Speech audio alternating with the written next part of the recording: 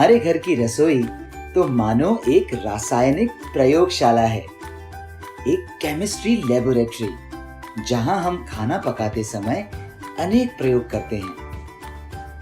तो रसोई विज्ञान में आज फिर थोड़ी खोजबीन करते हैं। आज का विषय, केक नरम और स्पंज जैसा क्यों? केक सबके मनपसंद, नरम, गुदगुदे, स्पंज जैसे, लेकिन केक ऐसे क्यों हैं? कभी गौर किया है कि केक में असंख्य छोटे छोटे छेद होते हैं? यह छेद कैसे बन जाते हैं? पहले समझते हैं कि बेकिंग क्या है। बेकिंग खाना पकाने का ऐसा तरीका है जिसमें चीज को सीधे आग पर नहीं रखा जाता। बेकिंग में खाने को शुष्क ऊष्मा से सेका जाता है। आमतौर पर इसके लिए तंदूर या ओवन काम आता है। तो बनाते हैं केक, साथ में सीखते हैं उससे जुड़ा रसायन विज्ञान। चाहिए ये सामग्री: 1 कप मैदा, 3/4 कप पीसी हुई चीनी, अच्छे से फेंटा हुआ 1 अंडा। आप अंडा नहीं खाते तो आधा कप दूध, 50 ग्राम मक्खन, आपके स्वादानुसार वनीला एसेंस या फिर चॉकलेट या थोड़ी दालचीनी या जायफल का पाउडर, बेकिंग पाउडर या बेकिंग सोडा। अगर आपके पास बिजली से चलने वाला ओवन नहीं है तो प्रेशर कुकर या भारी पेंदे वाले बर्तन में इस तरह नीचे रेत बिछा लें। इसे चूल्हे पर रखकर ढक दें। याद रखें, प्रेशर कुकर को ओवन की तरह प्रयोग करते समय उस पर सीटी नहीं लगाएं। अगर बिजली से चलने वाला ओवन है तो उसे चालू करें और तापमान 180 डिग्री सेल्सियस पर सेट कर दें। बनाने की विधि है ये: मक्खन और चीनी को साथ में मिलाएं। उन्हें तब तक फेंटें जब तक वो मुलायम और एकसार ना हो जाए। फिर उनमें फेंटा हुआ अंडा या दूध मिला दें। इस मिश्रण में थोड़ी थोड़ी मात्रा में मैदा डालते हुए उसे मिलाएं। फिर आधा चम्मच वनीला एसेंस या अपना मनपसंद स्वाद। तैयार मिश्रण को चम्मच से इस तरह आसानी से गिरना चाहिए। अगर ये बहुत गाढ़ा है तो इसमें थोड़ा दूध मिलाएं। बेक करने के लिए बर्तनों को हल्का तेल लगाकर तैयार कर लें। प्रयोग के लिए हमने 4 छोटे बर्तन लिए हैं। इनमें से 2 पर इस तरह निशान लगाते हैं। अगर आप 2 ही केक बना रहे हैं तो 1 पर निशान लगा लें। तैयार मिश्रण को निशान लगे दोनों बर्तनों में डालते हैं।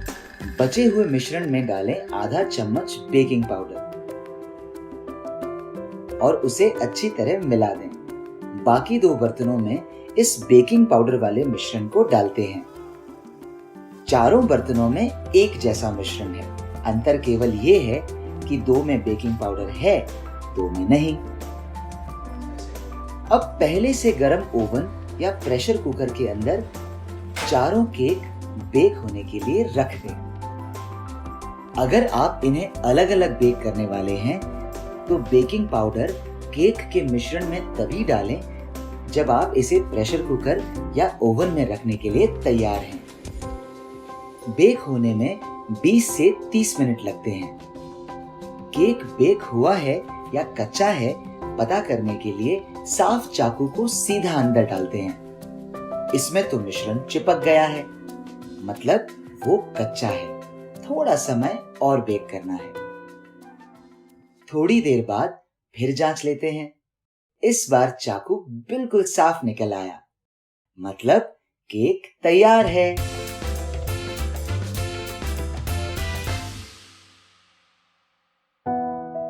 दोनों केक में अंतर दिख रहा है। जिसमें बेकिंग पाउडर डाला था वो तो अच्छी तरह फूलकर ऊपर उठ गया है, लेकिन जिसमें बेकिंग पाउडर नहीं डाला था वो चपटा ही रह गया है। समझते हैं बेकिंग पाउडर का राज। बेकिंग पाउडर या बेकिंग सोडा ही केक को नरम और स्पंजी बनाता है। बेकिंग पाउडर में दो पदार्थ होते हैं, बेकिंग सोडा मतलब सोडियम बाइकार्बोनेट और टार्टरिक अम्ल मतलब टार्टरिक एसिड। केक के मिश्रण में ये दोनों गीले और गर्म होकर एक दूसरे के साथ अभिक्रिया करते हैं।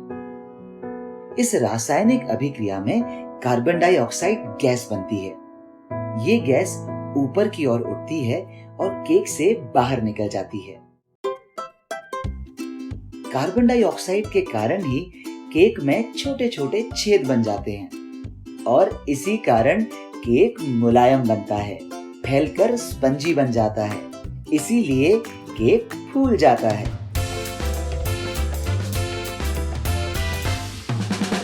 बेकिंग सोडा मतलब सोडियम बाइकार्बोनेट भी कुछ इसी तरह काम करता है।